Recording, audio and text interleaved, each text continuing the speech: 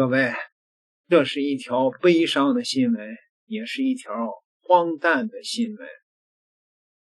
5月3号下午，俄罗斯卫星通讯社发微博称，来自海滨边疆区中国和老挝的1500名学生参加了俄罗斯海参崴纪念2战胜利日的游行。当地政府消息称，弗拉迪沃斯托克，也就是海参崴，连续第2年举办该地区规模最大的活动之一——胜利的重孙辈国际儿童游行，那就是胜利的重孙子。今年来自滨海新区中国和老挝1500名1年级的小学生参加了游行，47个游行队伍庄严地穿过这座军事荣耀之城弗拉迪沃斯托克的中心广场。新闻稿援引了边疆区行政长官的讲话，说今天阅兵式走向了国际化，来自于中华人民共和国和老挝的孩子们与你们并肩行进，这具有非常重要的象征意义，因为伟大的卫国战争英雄们当年为了孩子们的未来，为了他们的生存、学习、交友和幸福权利而战。阅兵式结束以后，在军事荣耀广场举行了该边疆区各艺术团线上的节日音乐节。这就是中国的小学生，中国的小学生穿的还是红军的服装嘛，当时的。后面快点，手方向。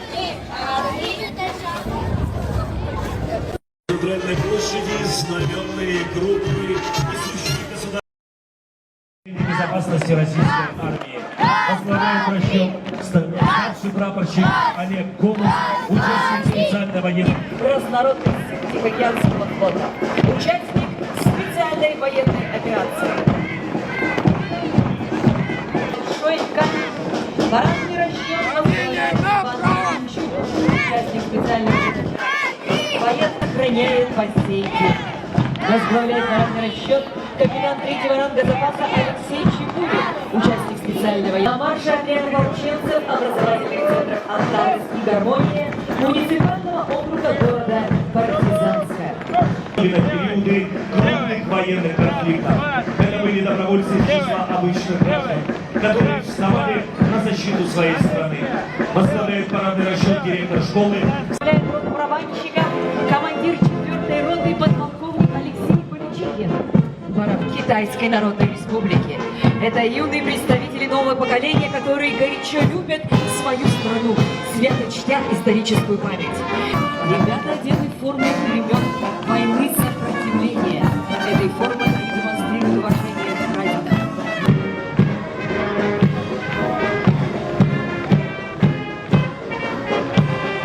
На марше танк родился Николай Шевченко, ставший прообразом героев песни «Три танкиста».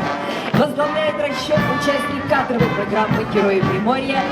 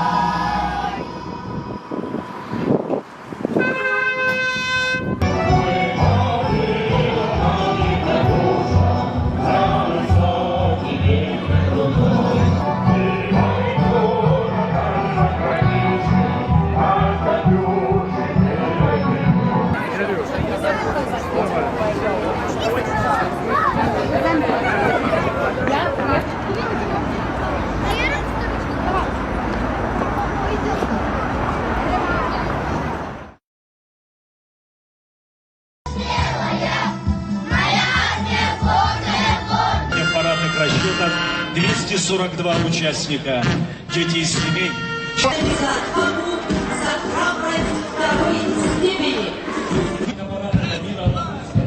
В дружном строю идут портреты героев и военнослужащий Курдского гарнизона в отставке.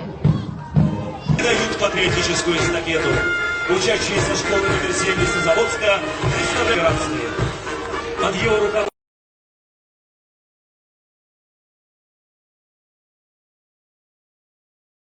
这大概是人类历史上年龄最小、哭闹概率最高，但政治意味却被硬生生拔得最高的一次阅兵了。从孩子们天真无邪的脸庞上能看出来，他们根本不知道他们的这趟荣耀之旅究竟意味着什么呀？要读懂这则新闻背后的悲伤和荒诞，咱们得先来了解一下海参崴这座城市的历史。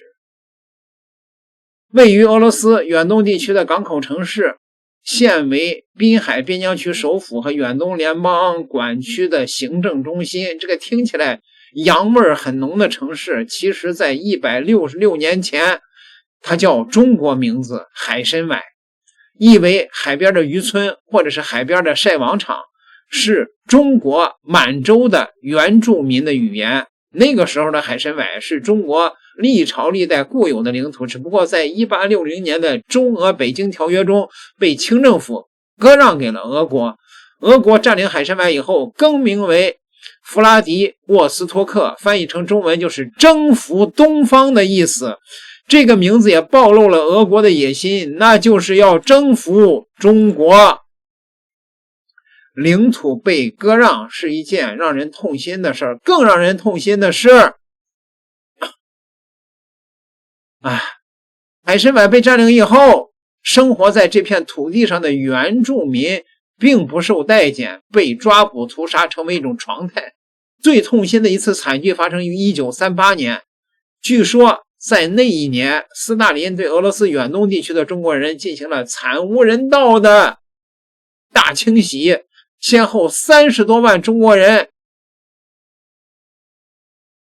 遇难，这个数据相当于南京大屠杀的人数。很多中国人不愿意回顾这段历史，史书上也不愿意提及这段历史，因为这段历史太过于伤痛，太过于屈辱。除了直接被屠杀的以外，还有许多中国人被强加各种罪名，发配到西伯利亚极寒地区的集中营进行劳作，在饥寒交迫的环境下高强度的工作，幸存者十之一二，绝大多数被虐待或饥寒劳作致死。当我们读懂了海参崴的伤痛和弗拉迪沃斯托克这座城市血腥的背景以后，我们再来品味俄罗斯卫星通讯社发布的这条消息，你会有一种什么样的心情啊？可以说这是在中国民众最痛的伤口上撒盐的行为，甚至可以说是一种蓄意挑衅的行为。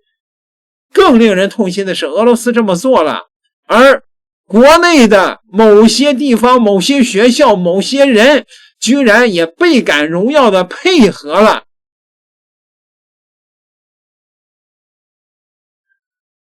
有一句话叫忘记过去就意味着背叛，还有一句话叫做勿忘国耻。可是这些组织者还恬不知耻的去打压批评这件事儿的媒体人。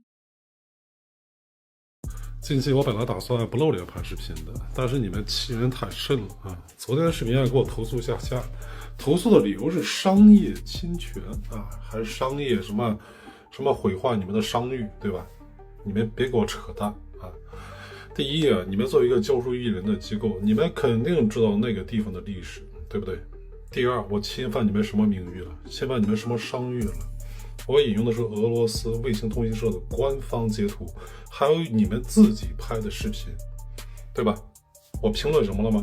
我只说了啊，一定要说评论的话，我就提醒大家勿忘历史，其他的全都是我个人的一些感想。我为什么发这些感想？说心里话啊，因为我感觉我的感情受到了伤害，你们竟然还厚颜无耻的去投诉我侵犯你们的商誉，怎么着啊？担心招生受影响吗？你要做的不是投诉，而是向所有包括我在内感情受到伤害的国民道歉。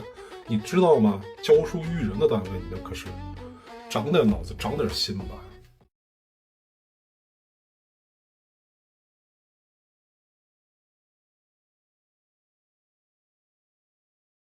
组织了中国的上百的小学生到海参崴庆祝胜利的这些地方政府领导、教育局长和学校的校长，你们会对弗拉迪沃斯托克征服东方的历史一无所知吗？如果明明知道这段历史还要做出这样的举动，这是一个什么样的性质和行为啊？背叛历史的辱国行为，谁去组织这样的活动去捧这个臭脚的？祖宗会怎么看待我们？先烈会怎么看待我们？世界会怎么看待中国？必须得追责这些人。点个订阅，咱们下期再聊。